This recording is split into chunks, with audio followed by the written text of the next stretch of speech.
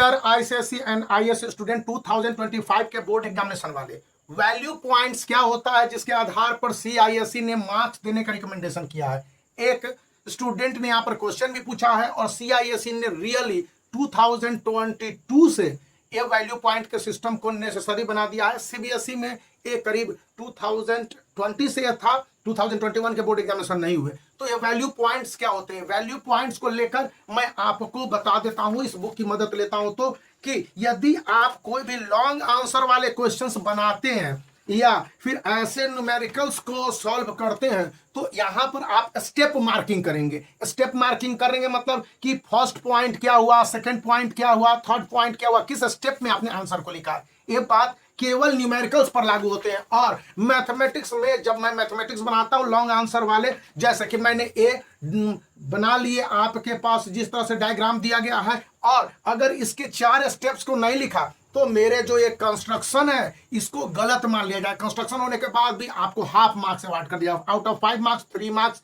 तो ऐसे में बचने की जरूरत है। स्टेप मार्किंग के लिए आपको मेनली जैसे कि इंग्लिश लिटरेचर के पेपर है या फिर ज्योग्राफी है, सिविक्स है, फिजिक्स है, केमिस्ट्री है, बायोलॉजी, हिस्ट्री और सिविक्स है, तो उनमें लॉन्ग आंसर वाले क्वेश्चंस है। जैसे कि एक इस क्वेश्चंस को आप ध्यान से देख लेंगे, यहां पर एक क्वेश्चंस को आप स्क्रीनशॉट लेकर देख सकते हैं।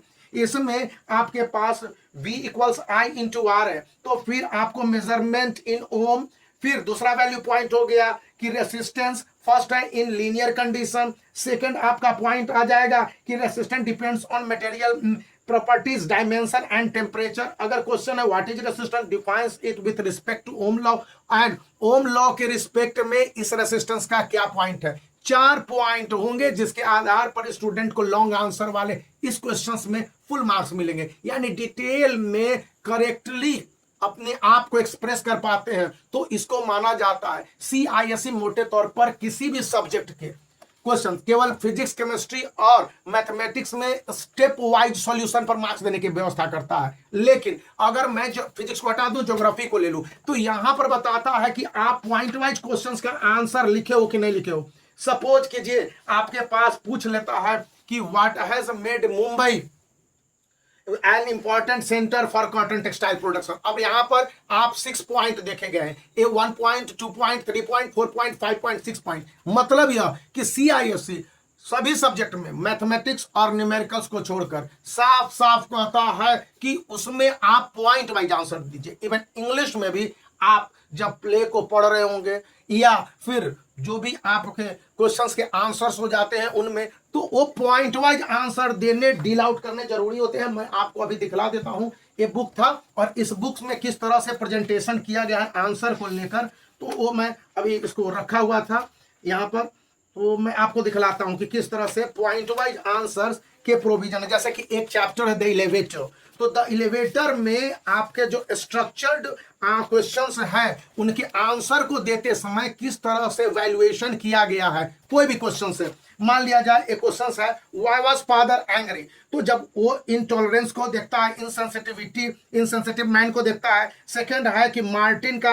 एक्ट जो अवॉइडिंग द एलिवेटर कावर्डली, ये 2 पॉइंट आ गए। अगर ये 2 पॉइंट लिख देते हैं तो शॉर्ट आंसर में आपके स्ट्रक्चर्ड क्वेश्चन में फुल मार्क्स मिल जाएंगे। मान लिया जाए इसी से एक नेक्स्ट क्वेश्चन है what was the father's reaction when Martin shows his cowardness for the elevator or to go in the elevator। तो यहां पर है फादर का रिएक्शन होता है कि मार्टिन शेयर करता है जो अपने कावर्डनेस को, इसको लेकर वो काफी फील रॉन्ग महसूस करता है, और लेडीज को देखकर जो मार्टिन के अंदर एक्सपीरियंस होता है, जो उसके कावर्ड है, डर है। फिर lack of empathy towards Martin fear.